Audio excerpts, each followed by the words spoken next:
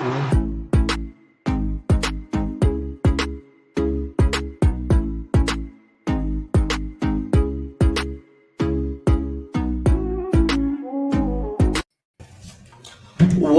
to What the Fantasy. I am Brandon Hay, and you can find me on Twitter at AB3. Brandon Hot, I like it. Hi, my name is Zareh. How are you guys doing tonight? How are you tonight, Brandon? What's happening? It's been a minute. I know, it's great. So just quick, how was your trip to Hawaii? Beautiful. It was absolutely beautiful. I didn't know beauty like that could exist. I've heard about it, but the island of Kauai was, especially the north side, it was something you got to go see it. It's just unreal. It's unreal. And we had a really good time. Very peaceful, very tranquil. And, I wish I could do it for the rest of my life, but I'm back here. We're back on the grind, and so it goes. Yeah, I'm glad you got some time away, and Hawaii is definitely one place that I want to visit one day. So if I ever do, I'm sure I can ask you some recommendations. So let's just get into it. You were gone, and we didn't do a show last week. You know, the trade deadline, lots of trades happened. Anything that really stood out to you? Nothing really of note. I think the Ravens definitely got stronger on the defensive side of the ball with Roquan Smith coming over there and, just really setting themselves up to balance on both sides on the defensive and offensive side of the ball.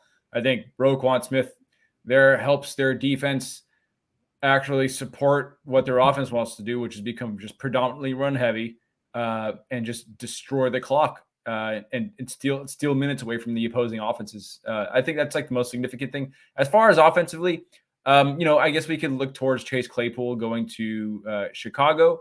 I think he could have some relevance in fantasy football. The Bears are one of the heaviest run teams in the league. Chase Claypool, we've seen him used on jet sweeps in the backfield. I think we'll see a lot of that. Unfortunately, I think it comes at the expense of Darnell Mooney and Cole Kmet's value. So keep an eye on that in deeper leagues. But outside of that, nothing really stood out to me too much. Yeah, the only other thing to me was it was interesting because I thought in Miami, Raheem Mostert was going to kind of be the lead back since they got rid of Chase Edmonds. Then they bring in Jeff Wilson, and just in a week, it's pretty much a 50-50 split with him, only having a few days with the playbook. I know it's similar to San Francisco, but I think that was a little telling.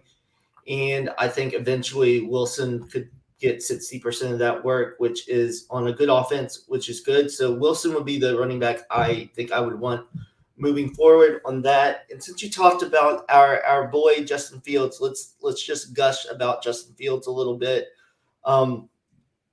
He looks electric out there. I was talking on another waiver show.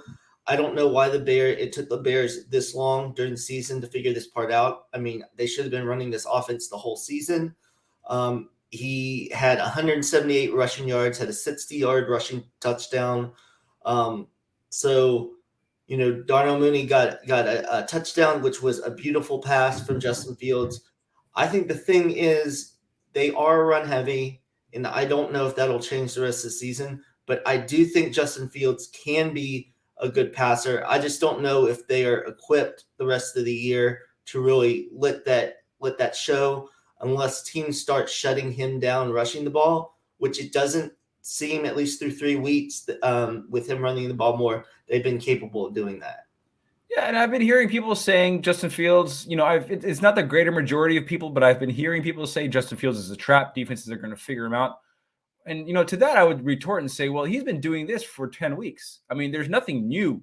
And their offense doesn't have many various dimensions to it. Like, it's they're running or he's running, and they're barely passing. So when they run the RPO, it's not just an RPO. There's also just how well you run the RPO. And I was watching a film breakdown of how Justin Fields runs the RPO, and his body language is so good at selling the run when he's rolling out on a naked bootleg to run the ball off the linebacker read, right? So I mean, like, it's not only just, oh, he's gonna run it and they're gonna close him down, but he's very good at running the RPO offense. And when you look at Justin Fields, like, people call him, I've heard a lot of comps to Mike Vick, and I don't really know. I haven't really studied Mike Vick to make a solid comp, but I mean, Justin Fields, like, he's got a very, very strong lower body. He's a very strong runner. He's very difficult to bring down. He's incredibly fast and very athletic. I mean, it's going to be very difficult for people to stop him. I mean, if a defense is gifted enough to come along, stop the RPO as well as the pass, we saw just a glimpse of his passing attributes, his skill, his passing acumen. That beautiful dime he threw to Darnell Mooney. He got Cole Kmet a couple times on the rollout. He's a gifted passer, and if they fall behind, he can do it as a passer. He'll make you honest in all phases of the defensive scheme. And I think another big part for him is similar to what Lamar and Michael Vick were so good at. A lot of his runs where he gets all those yards are not schemed runs. He's just escaping the pocket. Yeah. He's incredibly hard to sack. And we saw a little bit of this last year too. He had that huge game against the 49ers last year. So we've seen him be able to do this. And I think he'll continue to grow. And since he was a baseball player, he knows how to slide, and, he does get down. And another thing that I think is overlooked is just how tough this guy is. Like, He gets beat time after time, doesn't necessarily get the roughing the passer calls. The offensive line's not good, but very excited to see, him kind of, and then getting Claypool. Some people are kind of on the fence about it, but I mean, it's another weapon. At least it gives them something else. And, there's, the jury's still out on Claypool, but still, it just means that they're not playing their fourth receiver at, wide receiver 2 now. They can, it's a little more settled there, and there's more talent, at least on the field, for him to play with. And I wanted to make another comment about Justin Fields, and like you alluded to it, and you said, he's scrambling. They're not exactly designed runs, right? And it's something I saw we discussed this. We've said, okay, Justin Fields has the avenue, and there's a path for him to have a Jalen Hurts season similar to the season that he had in 2021. And it seems like it's coming to fruition. And primarily because, like, when I looked at Jalen Hurts and his runs in 2021, I believe 88% of them were not designed runs. He is running out of his own volition. Like, this guy will run. He likes to run. He's very good at escaping and maneuvering the pocket. He's very elusive. And if we look at, like, where he is with the other rushing quarterbacks, right? So I see people saying they'd rather have Fields than Hurts, and I got to pump the brakes there, but Fields is in good company as far as running, right?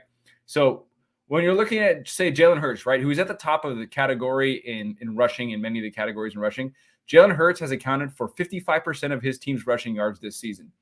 Fields has accounted for 35%, right? And 55% is insane for Jalen Hurts to be accounting for that much of the rushing production, of the yards. And Fields at 35%, that's not bad either. That is tied with Kyler Murray for rushing yards, for team rushing yards, right? And then if you look at team rush attempts, Jalen Hurts, he accounts for 32% of his team's rush attempts. And that's tied with, I believe, Lamar Jackson and Josh Allen.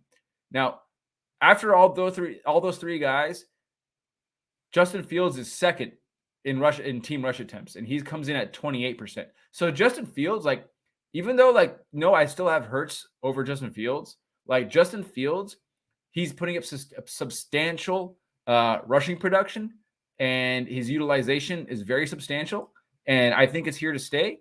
I think we're at the point in the season where we've seen it long enough, and it's just really hard for people to settle in because it's the Bears and whatnot. Yeah, one last thing before we move on from our Justin Fields love fest.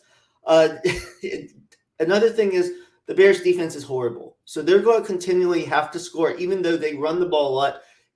They're going to have to, keep on scoring. Whereas with Hurts and I'm not saying, Fields, surpasses Hurts, but we've seen them when they get the leads, they just pound the rock, with either Miles Sanders, Kenneth Gainwell, Boston Scott. Whereas with the Bears, they're going to have to continually run that whole offense to score points. So another thing I brought up to you, I wanted to talk about is the two New York teams.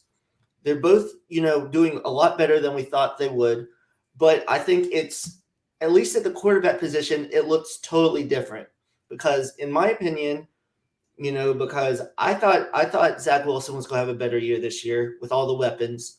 Um, but the Jets are winning in spite of Zach Wilson, whereas in my opinion, watching some of the Giants games, obviously they're depending on Saquon Barkley a lot, but Daniel Jones is playing really well this year. He's making good throws with scrap heap wide receivers and everything, and he's able to run the ball. So I just wanted to talk about that a little bit. I think the Giants are more sustainable for the rest of the season, where the Jets, if Zach Wilson doesn't improve, because they don't have Breece Hall anymore. So, they have Michael Carter and James Robinson, which isn't going to be the same thing. And the Giants still have Saquon. And I think, Dable is obviously a better offensive mind. And I don't know why the news came out this week that the Jets are finally going to start using Elijah Moore like solely in the slot, which I don't know why they haven't been doing that the whole time, because that's what he did in college so much. So what are your kind of thoughts on the two New York teams? And, do you see Zach Wilson improving, or is this just kind of, they're going to have to win, these ugly games every week? It's hard to say if I see Zach Wilson improving. I'm not a believer in Zach Wilson. I never was. So, I mean, it's really hard for me to get on the right side of Zach Wilson and have faith in him. I mean, but who's to say that they can prove? I mean, we see people prove all the time. Zach Wilson, just right now as a quarterback, needs to do enough to keep their offense moving down the field. Right? Don't do too much. Throw away the ball when you have to. Make smart decisions. Be very conservative in your decision making. I think Michael Carter is running the ball really well. He ran really well in the starts that he did have. He was very good at North Carolina. He still doesn't get enough credit. I mean, when you put him next to Breece Hall, yeah, he's not in the same class. He's in a different universe. But he still can keep that offense on time. If they have a a great running back like Michael Carter, and they got James Robinson there now, and hopefully James Robinson comes along and does his part, they can keep that offense on time. And luckily, they have a defense now, a defensive front and a secondary where the light bulb has gone off, and they've said, okay, it's on us now. We're gonna have to step it up, and they're playing vicious and they're coming after. They just beat the freaking Bills, man. I mean, I think they're doing a really great job. Hats off to that whole organization and making it work. They're really only one quarterback away from being a legit, threat to the Bills year in and year out. I mean, they're doing a really good job. And Robert Saleh, last year last year wasn't as good as this year, but Robert Saleh, you saw the turnaround right when Saleh took over that team last year. You saw hints of it, you saw glimpses of it, and I think everybody, their ears perked up. As far as, and we have the same situation with the Giants. We got Dable doing the same magic over there with the Giants, making Daniel Jones work, and that's the thing with these Matt Eberflus, that's the thing with these coaches that understand how to create a functional offense around the skills and traits and the strengths and the weaknesses of their quarterbacks. And, we see Daniel Jones being used as a functional quarterback, and they're hiding his weaknesses very smartly with Saquon Barkley in a functional run game. And I think that's it's also not horrible to have a strong run game this year in this day and time in this age of the NFL. So I'm a big fan of it, and I never knew I'd be eager to watch these offenses, but I'm so intrigued by how these coaches are making so much with so little, right? I mean, not so little, but it's not the offenses that we're used to. It's not like, we're used to Tom Brady offenses where they're just throwing the ball over the yard, and Drew Brees offenses of old, and Justin Herbert offenses, and we're not seeing that. We're seeing teams running the crap out of the ball, and we're seeing them be very productive. And even Jalen Hurts in that offense, they're running that they're a run dominant team, they're a run oriented team. I think that's what they are at first. If they want to open it up, they can open it up, but it's kind of like I think we're going to just see this maybe for a year or two until we get some fresh blood in at quarterback. And even then, I think next year we're still going to see run-dominant offenses, run-focused offenses. Yeah, because I think you've seen talking about some teams that are struggling. The Bucks, the Rams. In that game last week, neither team can run the ball. At all. I mean, the Rams should have won that game if they could run the ball at all at the end. I don't know if you saw Jalen went on a little rant because I guess when they stopped him the first time, the coaches told him to get ready because they're probably going to have to go back out there because they knew they wouldn't be able to run the ball enough to, run out the clock. And I think that's just such a big part with, because passing offenses can come and go. We've seen with the Bills, sometimes when teams hit the Bills in the mouth, since they're a pass-oriented team, they don't always respond, as well, and they can struggle at times. So it's definitely very interesting. Daniel Jones kind of reminds me a little bit of that 2017 Blake Bortles year when everything went right, and he just played within himself, didn't turn the ball over. So we'll see if that turns out better for the Giants than, the Jags the next year. But I've been pleasantly surprised with Daniel Jones and Zach Wilson. I think he can only at this point he can only support one receiver, and that looks to be Garrett Wilson. So even if they do target Elijah Moore, in the slot, I still think there's only one viable wide receiver on that team a week, and most likely it's going to be Garrett Wilson. I want to ask you a question. Going back to we're looking at the record that these guys are putting up. I mean, these guys are putting up winning records, right? So they're not going to have a high draft pick most likely, like both these teams if they keep this up. So what are they going to do? Are these two teams going to just stick with Zach Wilson and Daniel Jones going into next year? I mean, what? Because you're more familiar with the college class than I am. So the quarterbacks. And you're keeping up with them. So, what quarterbacks would you see these guys? Would you see falling to these, like say Daniel Jones, to the Giants and the Jets? Is there any quarterback?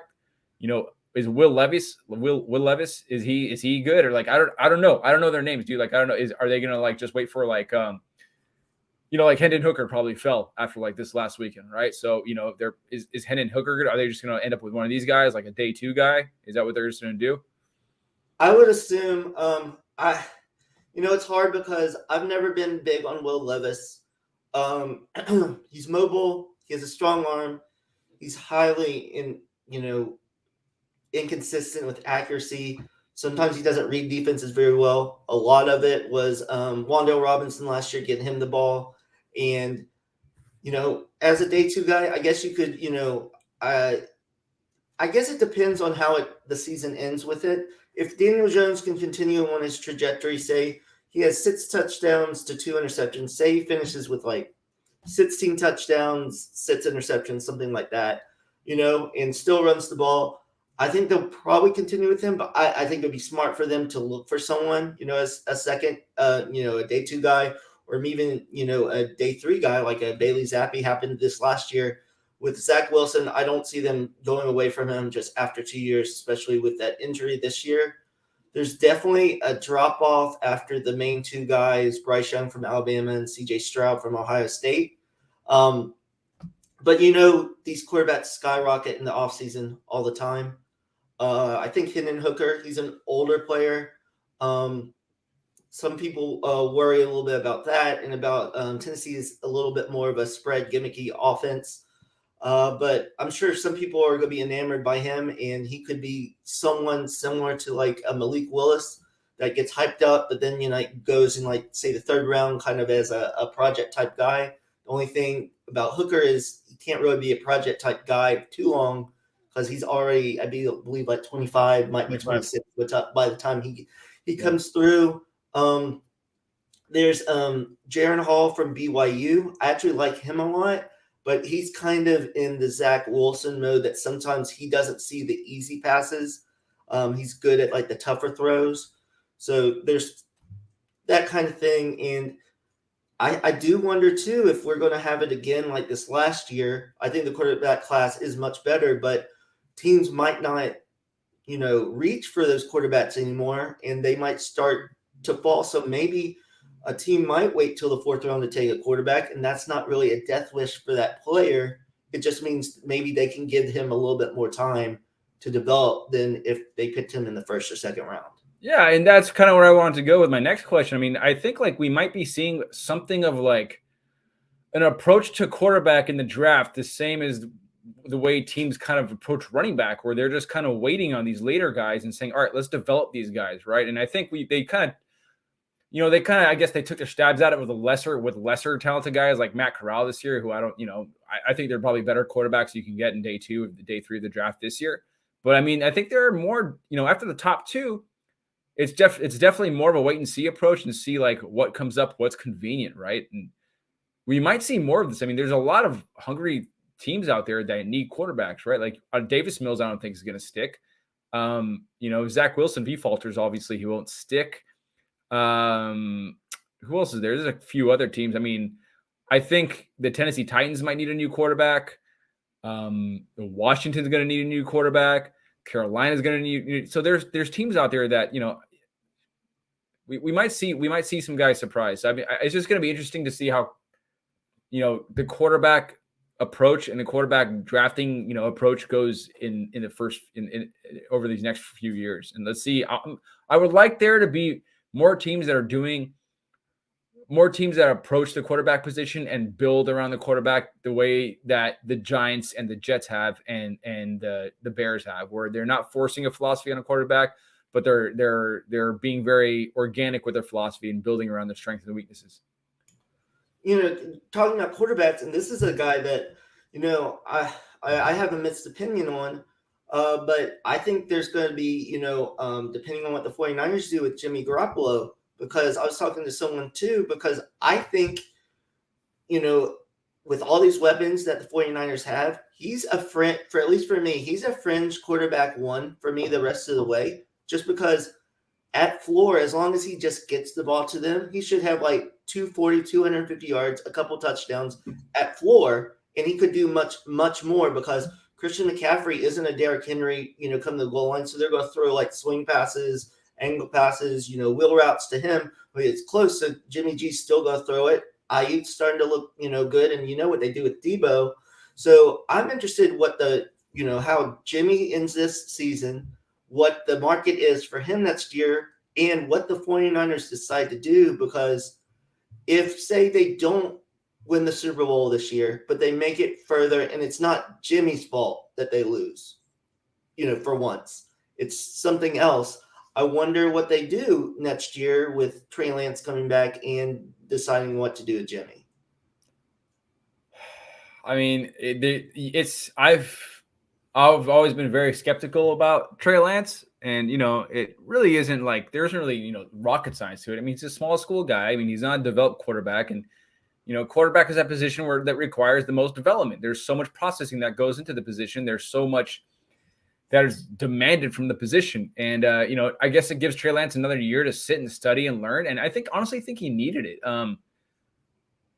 I think he'll stick with the team, and he'll probably be in the running, and they'll probably have some camp battle going on with him. But Jimmy Garoppolo, I don't know what his contract situation is. Do you know what his contract situation is going to the end of this year?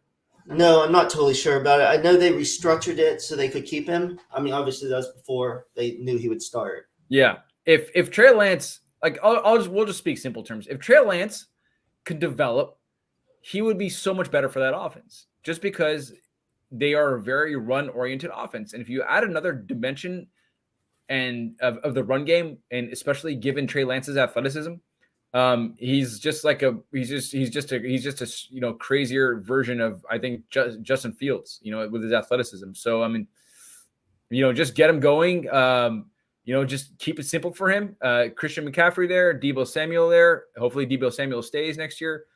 Trey Lance would be a better fit for that offense. I don't think they need a Jimmy Garoppolo running that offense, although I mean, it doesn't hurt. A nice pocket passer who can keep, a game manager type, that's fine. But, why not take it to the next level in San Francisco? I mean, you have these amazing pieces around you. You have, Deebo Samuel, who's a yak monster. You have Christian McCaffrey, who's the best running back in the league. I mean, the best running back in the league as far as all phases of the position go. I think it's Christian McCaffrey. So, Yeah, I think it's probably better for them to let Jimmy Garoppolo go if they can. And I don't know what he has left on his contract, but I'm sure a team out there will be willing to eat up his contract, especially if Jimmy Garoppolo takes him far into the playoffs.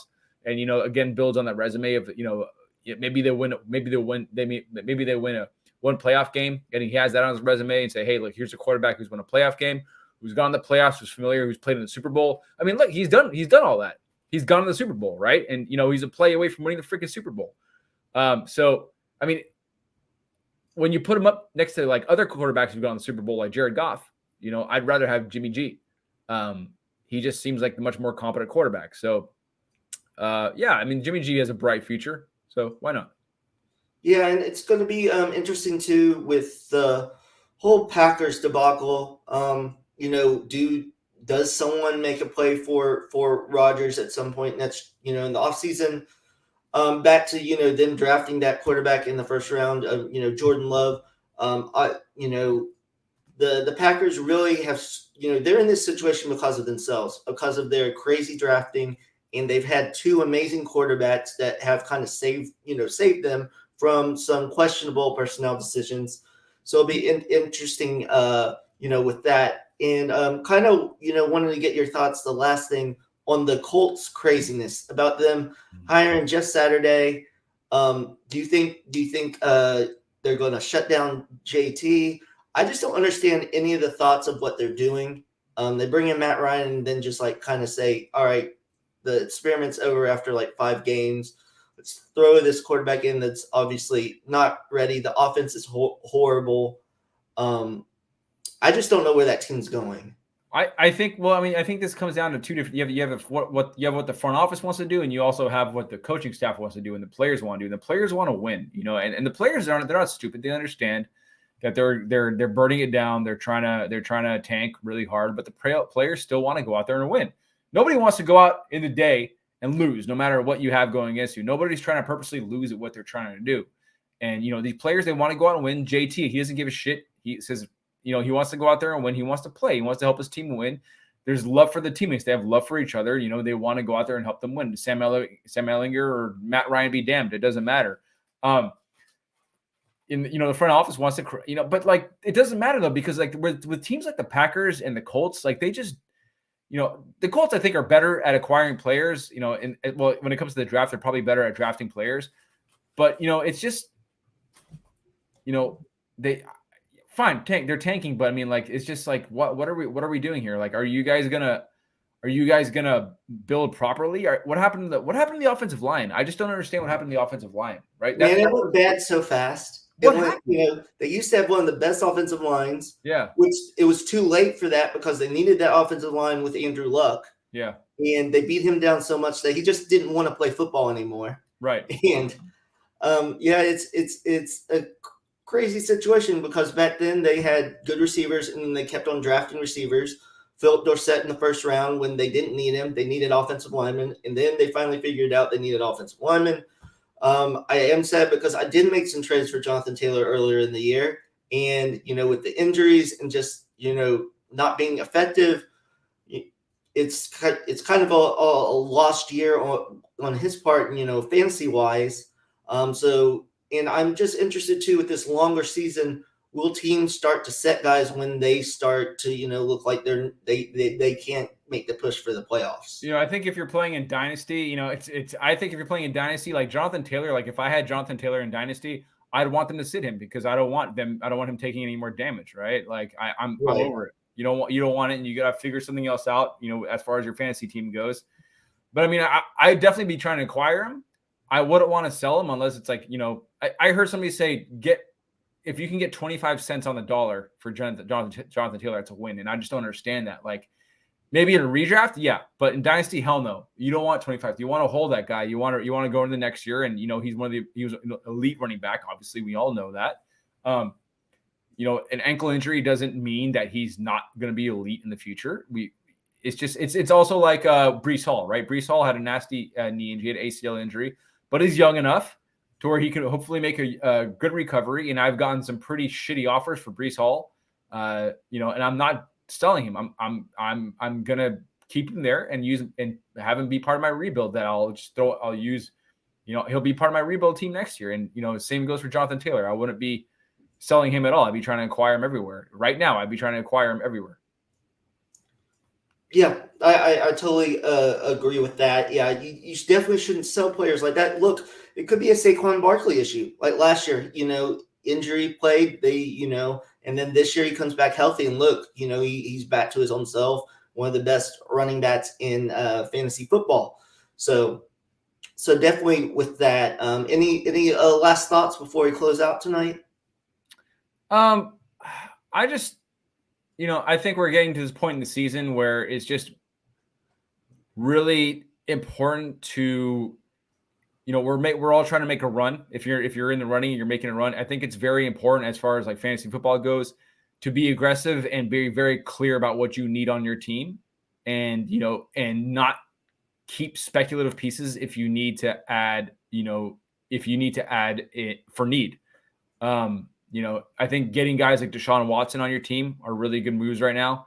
I think like it's time to cut bait on certain players that just aren't, we've been waiting for pan out. They aren't going to. I don't know. I think it's just it's important to be aggressive and understand what you want, right? Like if you're a 4-5 team and you're in the running, you're in the running, like just go after the guys that you need for this week and get your W, right? And move on to next week and get your W, right? And just keep adding pieces to get your W, and if you need to drop a speculative player so you can get your W, just get your W. Like just keep going one at a time. And my advice, don't look at everybody else's standings, right? Don't worry about what the other teams are doing because you're just going to freak yourself out and you're going to make some bad decisions. You say, oh, he has more points for, who has more points for, and head to head, all that kind of stuff. So just kind of just focus on your team, get your W, move on to the next week. And, hopefully before you know it, you'll be like, safely a lock, clinch the spot, and, just one week at a time.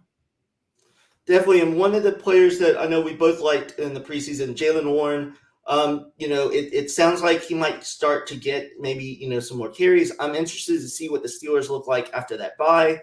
Kenny Pickett kind of said that the offense kind of had to get on the same page. So maybe, with Najee getting less carries, maybe he's a little more fresh, but I would really interested to see that.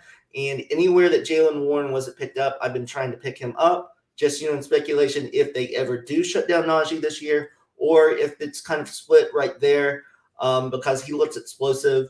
And especially in Dynasty, he looks like someone that could be kind of like a Khalil Herbert type thing where, if they see enough, they'll get him some touches and everything like that. It's just amazing. Like Jaylen Warren, it's good for this guy, man. I really want to see him. And that, I have him on my fantasy teams as well. I know you have him on your fantasy teams, but I just want to see him play some goddamn ball, dude. Like I've been wanting to see this guy play ball, like ever since I first saw him. Like I wasn't familiar with him pre-draft, but once he was drafted, you notice his name comes up as a UDFA. I'm a big UDFA guy. I love UDFAs. I love an underdog story. And Jaylen Warren, just watching his college tape, his final season in college, it was just beautiful to look at. And you just sometimes want to see some guys play some football, man, and just give him some touches, let him go. Let's just see what he can do for one game. Give him some opportunity for one game, and the offense could probably just look so much more different. Like Najee Harris is like, he's fine, dude, but like defenses know how to stop him. Like he's not fooling anybody, right? And I don't know if it's because he's kind of injured and he had the ankle injuries early in the season and the off season. But Jaylen Warren is just a more explosive player right now. He can break tackles. He's elusive. He can catch. He can do so much, right? And just get him going. So I'm excited. Him, Rachaad White. I want to see all these guys. Go. I'm sorry if you can hear my cats fighting in the background. No, it's fine. Yeah, definite. That we'll close there. But I will say too, I was pretty high on Jaylen Warren pre-draft. I couldn't believe he didn't go undrafted. Some of these running backs that don't get drafted, that play well. It just confuses me sometimes. But yeah, so we'll have another exciting week 10 in the NFL. So that'll do it for this week. So again, I'm Brandon Hay. You can find me on Twitter at HeyB3. I am Zareh Kansebedian, Brandon Hot's co-host. What'd you say in the beginning, Brandon Hot? Oh yeah, I was like hi instead of hey. I don't know. I forgot how to say my name. That's twice where you've had like a rough intro. Remember last time we did it? I know. Maybe I need to start practicing. All right. Good night, everybody. Yeah. See everyone next week. See you guys.